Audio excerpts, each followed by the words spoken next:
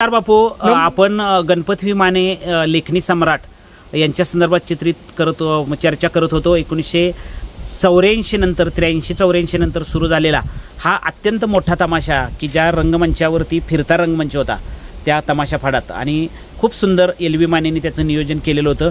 तुम्ही त्याच्यात एक महत्त्वपूर्ण कलाकार होता आणि स्वतः नाना की ज्यांना आपण गणपती माने म्हणतो, जे म्हणतो की त्यांना नाना म्हणतो की ते स्वतः तुम्हाला राम हरी भाट म्हणजे माझ्या एका तंबूचा एक खांब आहे असं म्हणायचे. हो, ते तुम्हाला सांगतो, पेडत शाळेजवळ तमाशाचा तंबू लागला आणि त्यातला आम्ही आत रंगायलाही लागलो. तो त्याचं लेक्चर चालू होतं, तर ते लेक्चर दिलं त्यानं आणि म्हटला त्या गणपती माने तमाशाचं तंबूचं 2 पोल आहेत, त्यातला एक पोल शाहीर राम हरी भाट आणि एक पोल गणपती माने चिंचणीकर, असा मोठेपणा दिला होता मला त्यानं. मग अशा एका मोठ्या तमाशापुढे तुम्ही प्रवेश कसा केला? हा प्रवेश असा झाला तुम्हाला सांगतो. मी बोरगावकरांच्या तमाशा, शिवराम बोरगावकर त्यांच्यात 1979 प्रवेश पहिला. तिथं 79-80 आणि 81ला बोरगावकरांचा कार्यक्रम मुंबईला होता, सेंट ज्युअर मैदानला, आणि तिथला कार्यक्रम करून आणेवाडीच्या यात्रेला जायचं. तोपर्यंत गणपती माने चिंचणीकर सोबत मंगला बनसोडे त्यांचा तंबू अगोदरच लागला, 1 वर्ष होता. मग आम्ही कार्यक्रम आटपून गाड्या सोडल्याबरोबर रस्त्याकडेलाच आणेवाडी आहे. गाडी थांबवली, बोरगावकर म्हणला तंबू कोणाचा लागलाय बघून या. मग ती सुदाम सावळजकर म्हणले की मंगला बनसोडे आणि गणपत मान्याचं आहे. अरे आपला टिकाव लागल का, जाऊया का पुढं. तर कलाकार म्हणले कार्यक्रम इथं करायचा, हाय तुम्हाला होऊ दे, काय कमी होईल करणार नाही तर जास्त काय होईल. मग तिथं कार्यक्रम ठेवला गेले बोरगावकरांचा. मग मी त्यात कार्यक्रमात मग गणगवळीला सुरुवात झाली. तिकडे बी गणगवळी फायरिंग असते एकमेकांची, संगच गणगवळण झाली, रंगबाजी झाली. मग तिथं रक्ताने नटला भगवा झेंडा आम्ही लावला आणि तिथं काहीतरी बघा हे लग्नाआधी कुंकू पुसले ते मान्यांचंच वगनाट्य. मान्यांचं वगनाट्य ते तिकडे चालू आहे. मग तमाशे झाले, थोडाफार गल्ला कमी झाला बोरगावकराला, तो प्रश्न नाही. मग तमाशा सुटला, आपलं कलाकार आपले आपले कपडे बदल कुठं काय बदललं ही करते ती. तोपर्यंत सुदाम सावळजकराला भेटायला शंकर माने आला, कुठं बोरगावकरांच्या. आणि सुदाम तुमच्याकडे काम आहे या म्हणून ती बाहेर गेली, बोलणं झालं. तर म्हणले आपल्याकडे म्हणजे आता 82ला पार्टी चालू होती आपली, त्याचं रंगमंच करणार आहे आम्ही, आणि ह्यात कलाकार कोण कोण बघा, 1-2-3 कलाकार आहेत का. मग आहेत म्हणले आम्ही एका जुटीनं असणारे म्हणले गणपतराव टोकले, वजर चांगलेकर, शाहीर राम हरी भाट पेडकर आणि मी म्हणले सुदाम सावळजकर. बरं येतील का. मग म्हणले शंभू महादेवाच्या देवळात त्यांना घेऊन या, म्हणजे 4 रात्री जात. मग सुदाम बरोबर आम्ही शंकर माने सुभान आम्ही गेलो शंभू महादेवाच्या देवळात. ते सुरुवातीलाच मॅनेजर कोण, बेलेकर बांगर. तुम्हाला पगार तिथे मिळतो. आम्ही सत्य सांगितलो, 6-6 हजार पगार आहे म्हणलं आम्हाला महिना. मग ते मनानच बोलला. मग म्हणला तुम्हाला 7-7 हजार पगार दिला तर तुम्ही याल का इकडे. मग टोकले कसं र अमुक तुमक आमच्या तिघात जाऊया म्हणले, चला आपल्या जो गावाजवळ तमाशा आहे जायचं. मग तिथं आमचा करार झाला. त्यावेळेला 500-500 रुपये तिघांनी उचल दिली. त्यावर गाड्या भरून तयार झाल्या आणि आम्ही आलो, गाडीत बसलो, गेलो. तिथनं 15 दिवसांनी आणेवाडी जत्रा झाल्यावर लगेच एंड संपला. मग बोरगावला गेल्यानंतर तोर बोरगावकर अरे बेडकर साहेब, गणा टोकले, सुदाम सावळजकर कुठं गेले. तोवर आम्ही तिकडं आलो. आल्याबरोबर आलो बापू देवाचं दर्शन घ्यायला गेलो. काय तमाशगिराला लईला वाढ बोलायला खरं कुठलं काय बोलायचं. दर्शन घेऊन आलो. बरं ठीक आहे चला बसा म्हटलं गाडी जाऊया. मग बोरगावला डायरेक्ट गाडी आली. शिव पाणी अमुक तुमुक सगळं झालं.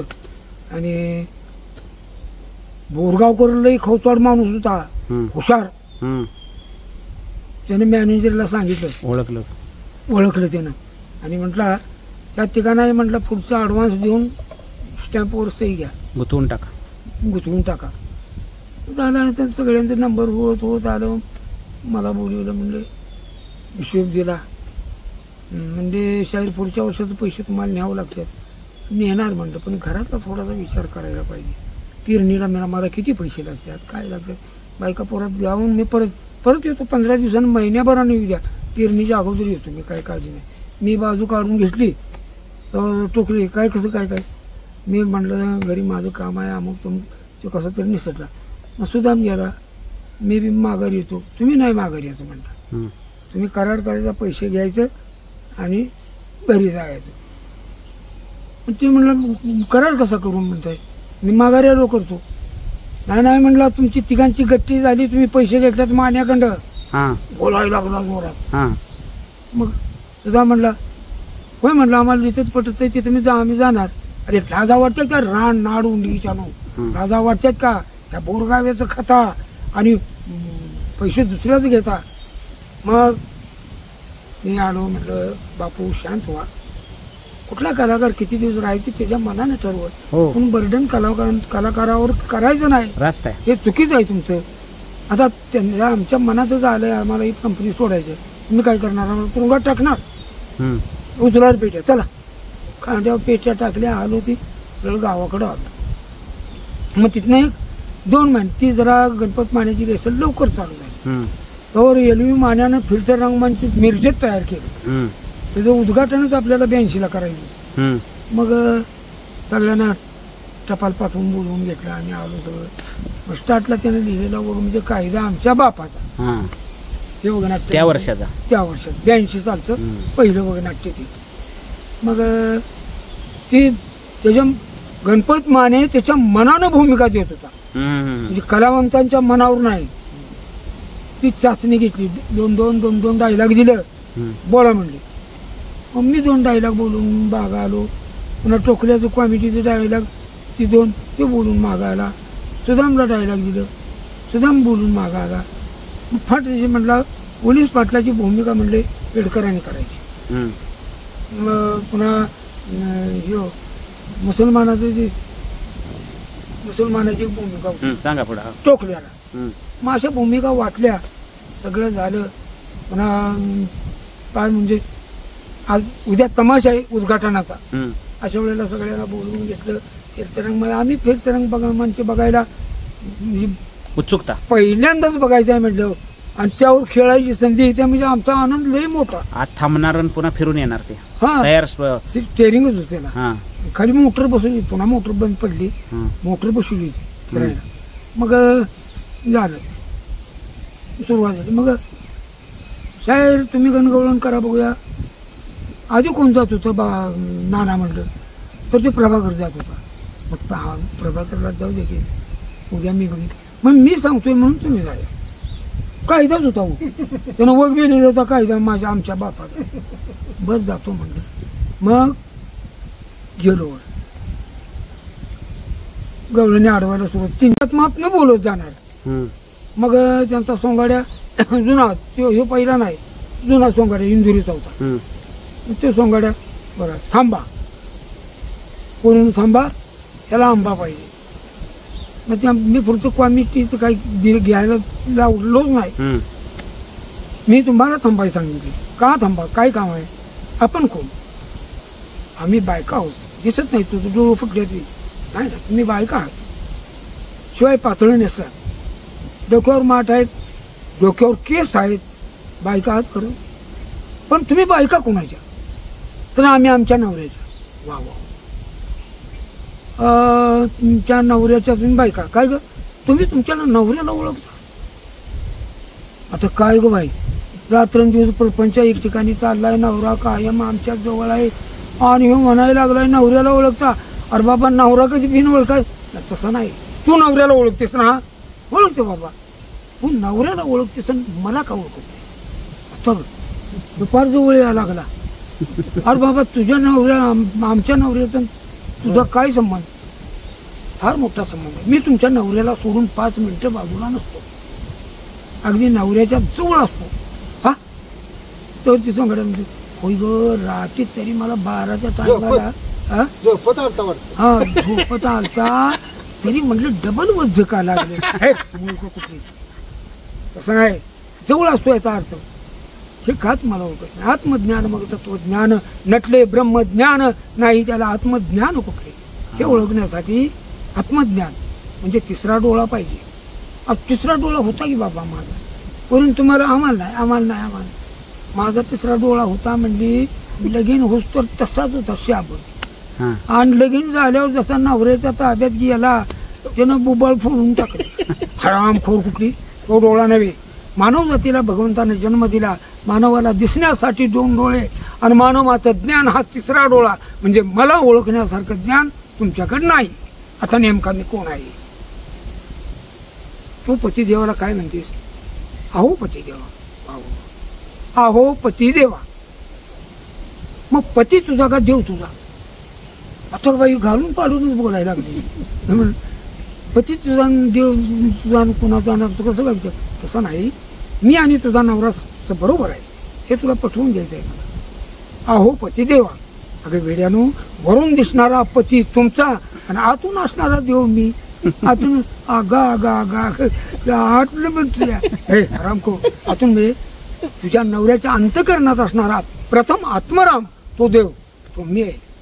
तुझ्या नवऱ्याला कुठं जायचं, कुठं थांबायचं, कुठं काय करायचं ही सगळी चालना देणारा मी देव.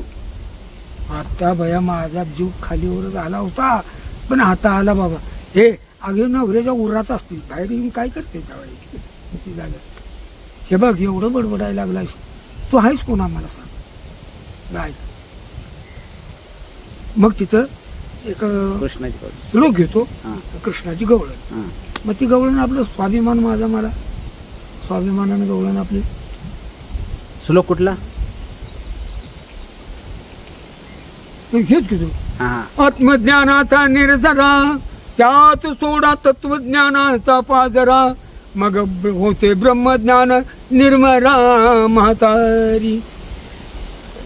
आणि पुन्हा हे गवळण. आता गवळण. मी नंदाचा काना, ही वळण काय म्हणून. मी नंदाचा काना यशोदेचा बाळताना, मी नंदाचा काना यशोदेचा बाळताना, आडवी तो गोपिकाना मी या वृंदावना. माठ फोडीन मारून ग खडा, माठ फोडीन मारून ग खडा. अभिमान सोडा ग गवळणी, अभिमान सोडा ग गवळणी. माय बाप दोघाला ठेवून बंदी खाना, मारुनी 7 जना 8वा मी कृष्ण ताना. मारुनी कंसाला दिला मी गलडा. माय बाप दोघांना ठेवून बंदी खाना, माय बाप दोघांना ठेवून बंदी खाना. मारुनी 7 जना 8वा मी कृष्ण ताना. मारुनी कंसाला दिला मी गलडा, मारुनी कंसाला दिला मी गलडा. अभिमान सोडा ग गवळणी, अभिमान सोडा ग गवळणी. चोक्याची डोरे ओढी ज्या ज्या भक्तांनी माझी भक्ती पवित्र अंतकरणापासून केली त्या भक्तांच्या घरी जाऊन मी त्यांचं काम केलं. असे भक्त कोण माझे? चोक्याची डोरे ओढी जनी संगे खेळे फुगडी, चोक्याची डोरे ओढी जनी संगे खेळे फुगडी. सावंत्याचे पाणी मोडी गोऱ्याची मडकी घडी, हृदासाचा शिवला मी ग जोडा, हृदासाचा शिवला मी ग जोडा. अभिमान सोडा ग गवळणी, अभिमान सोडा ग गवळणी. शाहीराम हरी भाट अभिमान नसावा दाट, शाहीराम हरी भाट अभिमान नसावा दाट. चालूया आता आपण सत्याची पाऊल वाट, चालूया आता आपण सत्याची पाऊल वाट. पेड सावळ सत्याची पाऊल वाट भेटल तुम्हाला, पेड सावळ जर आलं पाहिजे. पेड सावळत गोडीचा ग पेडा, पेड सावळत गोडीचा ग पेडा, अभिमान सोडा ग गवळणी, अभिमान सोडा ग गवळणी. आता तुमची सुटका अजून झालेली नाही. तुम्ही अंतःकरणापासून माझी भक्ती करायची, भक्तीशिवाय मार्गाची मुक्ती नाही. चला भक्ती करा. मग हे गणपती विमानांच्यात पहिल्यांदा तुम्हाला गणगवळणीला जेव्हा पाठवलं त्यावेळेला ते तासगावला पहिली गवळणी. हा, आणि मग तिथून नानांचा विश्वास तुमच्यावर बसला. नानाचा विश्वास बसला म्हणजे त्यांची बायकोच पहिली सावळीची होती. हो, आपल्या बाबूरावची चुलत बहीण हा, नानाची बायको. हा, त्यानं तमाशासाठी एक लय खिस्सा झाला जोरात. हा, गणपत मानेचा माझा, आम्ही दोघं बी त्यात होतो. होय. गणपत मानेच कलाकारच होता अगोदर, सावळीच्या तमाशात होतो. म्हणजे ह्यांच्या आपलं जेवण सावळसकरांच्या. जैवन सावळकर. हा, मग तिथं त्यावेळेला नानाला काही येत नव्हतं, म्हणजे लिखाण नव्हतं. लिखाणाला सुरुवात झाली काळूबाळूकडे आल्यानंतर. हा, मग तिथं वाटणीवर तमाशा आमचं. हा, सुपारी आणायची. किती गाडी? 10 गाडी. 10 वाटण्या टाका. 10 वाटण्या टाकल्या की आपली आपली वाटणी घ्यायची जायची. हा, मग ते यानं काय केलं, लाला पठाण हा, त्यानं 11 वाटण्या केल्या. हा, तर बाबू लय खोचवाडत, तुम्हाला माहिती आहे. हा, म्हणलं 11 वाटण्या कुणाच्या केल्या? तर म्हणलं माने ऐकली. लेक्चर म्हणलं 2 मिनिटात देऊन येऊन म्हणलं वाटणी मिळत नसती तशी. हा, काम काय केलंय का? कडी बिडी टाकली का? हा, मग तेवढ्यावर बघा काय त्या जेवण म्हणलं ग बस, म्हटलं तुला काय कळतंय का पाहुणा आहे. मग ती वाटणी घेतली तेवढी शेवटची. हा, आणि मग आम्ही येताना घरी सांगितलं, नाना म्हटलं तुमची किंमत केवढी मोठी आहे, शिक्षण किती मोठं आहे, तिथे राहिलं की तुमची किंमत जाणार आहे. तुम्ही म्हटलं ती बाबूरावची बहीण करून घेतली त्या तमाशात जन्म निघल म्हणून, चुकीच आहे ते. हा, उद्या म्हणलं आपण तिकडच्या तमाशाला जायचं नाही सावळच्या, हा, तुम्ही माझ्याबरोबर चालायचं म्हणलं हा, काळूबाळूकडे. हा, मग काळूबाळूकडे आम्ही आलो दोघंही. हा, मग माझा परिचय होता पहिला. तर म्हणजे गणपती हे साल तुम्ही 65, 64, 65, 61, 62 सांगताय. हा हा हम्म. 62च्या पुढं. हा, मग गेलो आम्ही, भेटलो. शामराव बाप्पा तेवढा मुख्य हम्म. म्हणजे त्या शामराव खाडे. शामराव खाडे हम्म. काळूबाळूचा मॅनेजर सक्का भाऊ. भाऊ. हा, मग ते म्हणले या तुम्हाला काय येते, तुम्हाला काय येते. तर ते म्हणलं इंग्लिश शाळा शिकलेले, सुंदर लेक्चर देतात अमुक तमुक. म्हणजे म्हटलं कामं बघून म्हटली पगार ठरवून टाकू. मग माझं कसं काय, तर तुमचंच म्हणजे त्यांच्याबरोबर ठरवू. हम्म. मग बघा त्या जागेवर आम्ही सुरुवात काय केली, मी वेळी झाली, मी पतीसाठी त्या वगाला लिहायला सुरुवात केली. हा, आणि मान्यानं भिल्लाची टोळी हा, हा, हा. अजून करतात बघा. हो, रजवाडी वगनाट्य लिहिलं तिथं. भिल्लांची टोळी त्यांचं वगनाट्य आहे. बरोबर. पण मान्याचं वगनाट्य. हो, मग ती माझं बी तयार झालं, त्याचं बी तयार झालं, पण मी असं माझं करा म्हणत नव्हतो. हो, मग मीच म्हटलं आप्पा काय मान्यानं लिखाण लिहिलंय बघा, अरे वाट आश्चर्य करण्यासारखी गोष्ट आहे. म्हटलं हे वन लिखाण आहे, तर ते आम्हाला आधी वाचून जावं पाहिजे. मग मान्याला उभा राहून वाचून जावायला लावलं. हा, लिखाण सगळं वाचलं. ठरलं बसूया. हा. बसूया दिलं की राजा, प्रधान, सेनापती हे सगळे पात्र वाटली. बिल्लाची टोळी हो. हो, मग ती वाटली. वगनाट्य पहिलीच नाहीच अशी गेली. त्यावेळेला रजवाडीची हौस या रसिकासनी. हो, मग ती वन वगनाट्य गेलं. मग ते वगनाट्य तिथं चालू झालं. आणि पुन्हा लिहिलं ते महाराष्ट्र झुकत नाही. तो काय पेलला नाही त्यांना. पेरला नाही. हा. ते डोक्याच्या बाहेर जायला लागलं. हा, तर अगदी बरोबर काळूबाळूंना पेलला नाही तो. नाही पेरला. चालला नाही, प्रयोग झाला मग नाही. तिथनं तुम्हाला सांगतो दुसरं वर्ष, एकच वर्ष तिथे दोघं बी. हम्म. आता म्हणलं नाना कसं करताय तुम्ही. आता म्हणलं मग त्यावेळेला कोणतरी बघा चंद्रकांत ढवळकर पुणे करायची पार्टी चालू होती. 64, 65 ची गोष्ट. 65 गोल. त्यात मग राधाकिशन, पांगारकर, चासकर, तुम्हाला सांगतो पुन्हा पांचाळकर, गुलाब मामा. गुलाब मामा, ही सगळा ग्रुप, गणपतराव संविधानेकर, ही सगळा ग्रुप तिथं. आणि हे वगनाट्य जसं वाचून बघितलं, फटाक बसवायचं बसवलंच. हम्म. म्हणजे पहिलं वगनाट्य ऐतिहासिक नानाचं तिथं बसलं. तुम्ही होता त्यावेळेला. तिथं नाही. हा, तुम्ही काळूबाळूंच्याकडे इकडे आला. काळूबाळूच्यातून पुन्हा आणि मी काळूबाळूकडून दुसरं वर्ष काढलं. हा, मग ती म्हटली आपल्याला बसण्यासारखं नाही. मग म्हणलं फुलाची पाकळी द्या म्हणलं बघण्याची बिल्लाची टोळी दिलंय आपल्याला. हो तर विजू खाडे हे कोण नव्हते तमाशात कोण जवळ नव्हते. हां सगळी बाजू. मग त्यांनी 200 रुपये दिले त्याला गणपत माने. आता म्हटलं तुझं जिथं बसताना बसतंय तिकडे त्या जा. जागेला जा. हां माझं बसताना इथं आहे, माझं मी बघतो इथं काय. हां आणि मग तिथं आला ना मग त्या चंद्रकांत ढवळपुरीकर आणि कुणाला तरी होता हो. नाही एकटाच. नाही, चंद्रकांत ढवळकर सह संगीतरत्न दत्ता महाडिक पुणेकर पार्टी 1965 निघाली होती, त्यावेळी तिथे गेले होते ते. मला माहिती हा आहे. हा हां, मला माहित आहे. बरोबर. हां म्हणजे 1965 गणपत माने आणि तिथे 2 गेले. वर्षानंतर शंकर विमाने 68 त्याच्यात गेले. हा म्हणजे एकवर असं गेले. हां गेले. ते गेले तिकडे. बापू, तुम्ही खूप सुंदररित्या सांगताय.